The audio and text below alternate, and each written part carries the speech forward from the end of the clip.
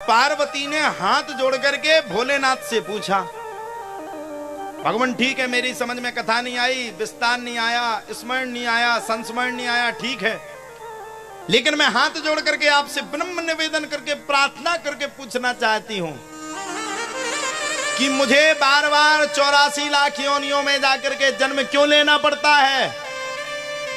जन्म मृत्यु के बंधन में मुझे क्यों पड़ना पड़ता है? और आप क्यों जन्म मृत्यु में नहीं जाते हो, जन्म मृत्यु में नहीं जाते हो? भोलेनाथ बोले, इसके पीछे भी बहुत बड़ा अंतर है, तुम वो समझ नहीं पाओगी। अब देखो, दुनिया में मैया दो हट बड़ी खराब है, एक बाल हट, बच्चों की हट, और एक स्त्री हट। बच्चा अगर रूठ जाएगी नहीं, पाल ले जी ने, मैं तो 20-20 खाना, तो चाहे तुम प्राण ले लोगे वो 20-20 खे। अब हम उनके जमाने में तो भाई चलते पाल ले जी 2 रुपया के, किस किसने खाया वो? किसके ने बताओ बताओ। और तुमने नहीं खाए? तुमने भी तो खाएंगे, हम कौन कछु बूढ़े हो गए वे हैं? हम बूढ़े हो गए? कछु वहां पीछे वाले कह रहे देखते हम बूढ़े। पाले जी खाया आप लोगों ने? 2 रुपया का पैकेट आता था, और बढ़िया पानी में उसको डालो फिर खाओ, खाए ना? अब उनके टाइम तो बे चलते बात तो चल गए 20-20 गुड डे, जाने कैसे कैसे बिस्किट चल गए। लेकिन साहब बिस्किट कितना चल जाए, जो पाले जी खाने का आनंद है वो किसी बिस्किट में नहीं है। लोग खाते थे बचपन में, खूब आनंद लेते थे। आजकल तो हर चीज विचित्र हो गई, एक से क्या बताएं। लोगों ने नाम रखना भी जाने ऐसे ऐसे नाम रख दिए, किसी का नाम हेड रख दिया, किसी का नाम मैक्रोनी रख दिया, ऐसे ऐसे नाम रख रहे हैं आजकल। अच्छा, लोग नाम बिगाड़ने में बड़े तेज हैं। एक लड़का का नाम था चिराग, उसके घर वालों ने रखा चिराग, और गांव वालों ने उसका नाम निकाल दिया चुर्रा। नाम था चिराग, यानी कि घर के चिराग को रोशन कर देगा। गांव वालों के बीच में फंसा तो गांव वालों ने नाम रख दिया उसका चुर्रा। बताओ, एक से एक आदमी है। तो भैया नाम भी विचित्र प्राणी रखते हैं। अब पार्वती मैया बोली, अब हमें सही सही बताओ, आप किससे प्रेम, किसकी कथा ऐसी सुने होगी आप अमर हो गए? बोले बाबा, बोले मत पूछो, मैंने बड़ी सुंदर कथा को सुना। बोले कौन सी कथा? बोले मैंने अमर कथा को सुना, और अमर कथा को अगर पार्वती तुम भी सुन लोगी तो तुम्हारा भी कल्याण हो जाएगा। बोले कैसे? बोले अमर कथा को जो व्यक्ति मन लगा करके सुन लेता है उसका कल्याण हो जाता है, वो हमेशा अमृत तत्व को प्रदान करता है। अमर कथा कौन सी है? बताओ जल्दी, अमर कथा कौन है? बताओ, अमर कथा किसको कहते? ले इतना ही पता नहीं। भागवत को ही अमर कथा कहा गया। उसमें जब आरती करते ना, तब आरती में बता ना, ये अमर ग्रंथ, ये मुक्ति पंथ, ये पंचम वेद निराला। अमर ग्रंथ किसने बताया? भोलेनाथ ने। अमर ग्रंथ मुक्ति पंथ, मुक्ति पंथ किसने बताया इसको? धुंधकारी जैसे पापियों की कथा सुनाए, ये मुक्ति का मार्ग है। ये अमर ग्रंथ, ये मुक्ति पंथ, ये पंचम। पंचम कैसे? जिसका कहीं भी कल्याण ना हो, वो लौट करके भागवत की कथा सुनने के लिए आ जाए, उसका कल्याण हो जाएगा। ऐसी कथा है।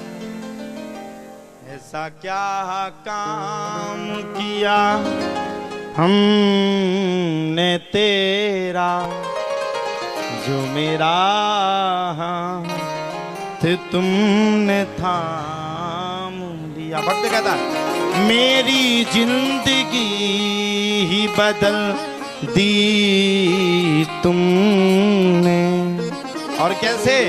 क्या जरा सा मैंने तेरा नाम लिया। हे भगवान, मेरी जिंदगी को आपने पल में दूर कर दिया। जितनी दुख थे वो सुख में आ गए। नाम जो सुनता है उसका कल्याण हो जाता। पार्वती मैया भी जिद पकड़ गई, अगर भोलेनाथ ऐसा है, अगर भगवान की कथा सुनने से कल्याण होता है तो मैं तो भगवान की कथा को सुनूंगी। बोले बाबा, बोले सुनो पार्वती, भगवान की कथा को सुनना इतना सहज भले की बात नहीं है। तुम्हारे बस की नहीं है, तुम नहीं सुन पाओगे, तुम्हारे बस से अप्रेम है। पार्वती बोली सुनो प्रभु, कछु समझा दो, तुम सुनेंगे तो अमर कथा सुन करके ही रहेंगे। पकड़ गई पार्वती मैया जिद, और ऐसी पकड़ी ऐसी पकड़ी ऐसी पकड़ी कि जिद पकड़ करके बैठ गई, जब तक अमर कथा को नहीं सुनाओगे तब तक मैं कोई दूसरा काम ही नहीं करूंगी। और मैंने कहा जीवन में भैया दो हट बड़ी खराब है, एक बाल हट, बचपन की हट।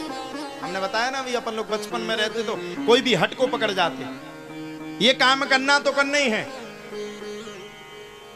और एक स्त्री हट, अगर स्त्री ने हट पकड़ ली कि नहीं हम तो ये काम करेंगे तो करेंगे। अब भोलेनाथ को लगा चलो अच्छा है, अगर पार्वती ने मुझसे कहा कि अगर भगवान की कथा आप सुन लोगे तो कल्याण हो जाएगा, तो मैं चलो सुना देता हूं। पहले के जमाने में ये था कि पहले के जमाने में अमर कथा किसी को सुनाई नहीं जाती थी। क्यों अमर कथा इसलिए नहीं सुनाई जाती थी कि कभी कभी धोखे से राक्षस लोग इस कथा को ना सुन लें। अगर राक्षसों ने धोखे से भी कथा को सुन लिया, धोखे से भी कथा को सुन लिया, तो वो अमर हो जाएंगे। और जो अमर हो जाएगा वो जिंदगी में तरेगा कैसे? भोलेनाथ ने अपनी डमरू का उद्बोधन किया, और जैसे ही डमरू का उद्बोधन किया, वैसे भैया कहा जाता है भोलेनाथ ने एक बार में डमरू बजाई, ऊपर के जितने राक्षस थे सब भाग गए। दूसरी बार में डमरू को बजाया, नीचे जितने पशु थे वो सब भाग गए, देवता असुर सुर सब भाग गए। और तीसरी बार जैसे ही डमरू का उद्बोधन किया, सो अंडे में सुखदेव बाबा तोते के रूप में पल रहे थे। जैसे ही तीसरी बार डमरू को बजाया, वैसे ही सुखदेव बाबा को तोती चोंच मार करके चली गई और सुखदेव बाबा का जन्म हो गया। बोलो सुखदेव जी महाराज की जय। अब तो भोलेनाथ ने कथा को कहना मैया शुरू कर दिया, सुनाने लगे कथा। माताएं जब तक कथा को सुनती हैं, जब तक, कब तक कथा को सुनती?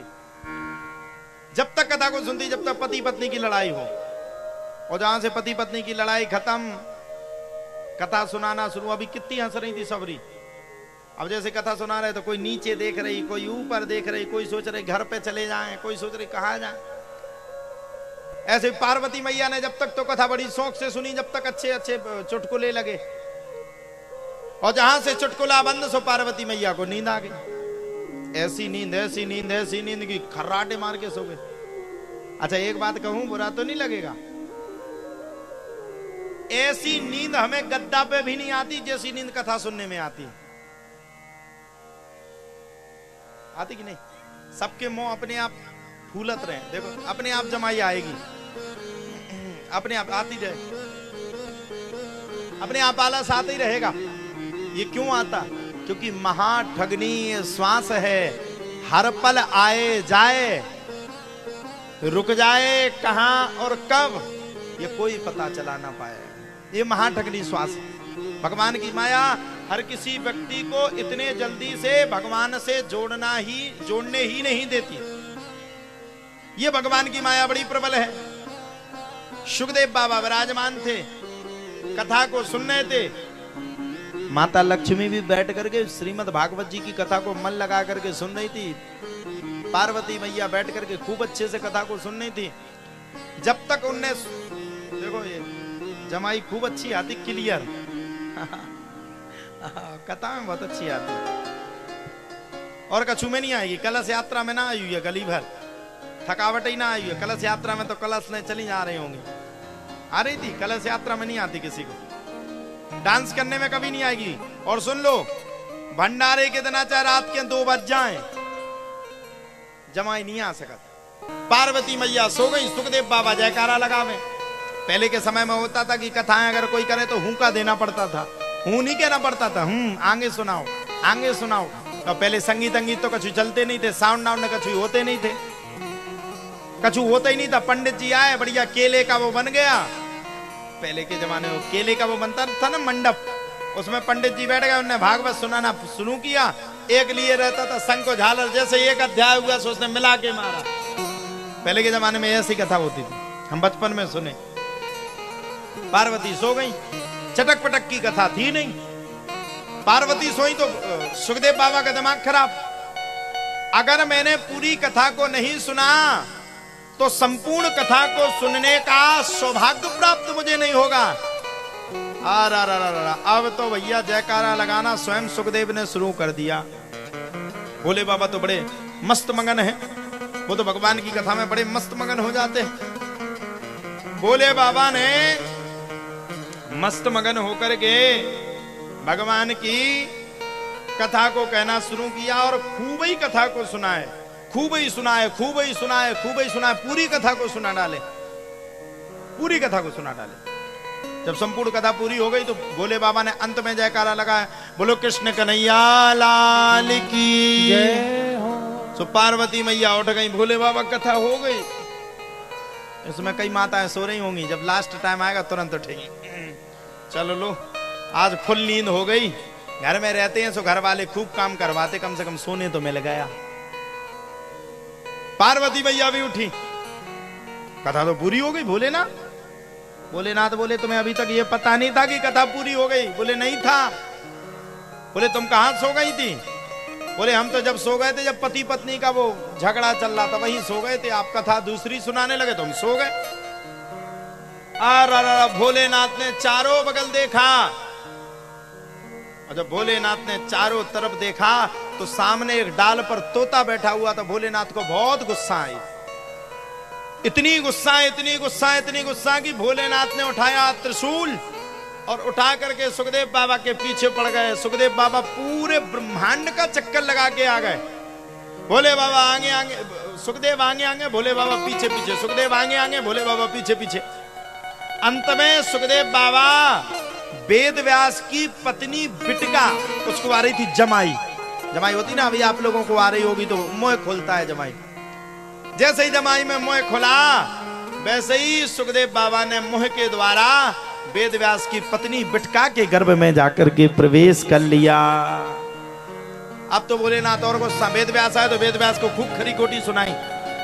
तेरे घर में चोर घुस गया है, बड़ा खराब चोर है वो, निकाल बाहर। सुखदेव बाबा बोले, वेद व्यास जी बोले मेरे घर में कोई चोर क्या चोरी करेगा? अच्छा, पहले के जमाने में पंडित जी के पास रहता क्या था जो कोई चोरी करेगा? तुलसी की माला और वो रामचरितमानस। अगर कोई तुलसी की माला ले जाएगा तो वो सुधर ही जाएगा। लेकिन आज के जमाने में तो रहता है। आज के जमाने में तो घुस जाओगे तो बहुत निकलेगा, लेकिन जाना नहीं। सीसीटीवी कैमरा लगाए रहते सब। हमारे यहाँ तो धोखे में भी नहीं जाना, पूरे में लगाए हम सीसीटीवी। और सुनो, वो सीसीटीवी कवर ना किया तो हम अपना वाईफाई वाला टीवी लगा देंगे और फिर पकड़ लेंगे तुम्हें। वेदव्यास जी महाराज ने कहा, अगर भगवान सुखदेव ने अगर धोखे से भी भगवान की कथा को सुन लिया, भले ही पाप से सुना, लेकिन वो तर गया। और जो तर गया भगवान, उसको आप क्या मारोगे? जो व्यक्ति तर गया उसको कैसे मार सकते हो?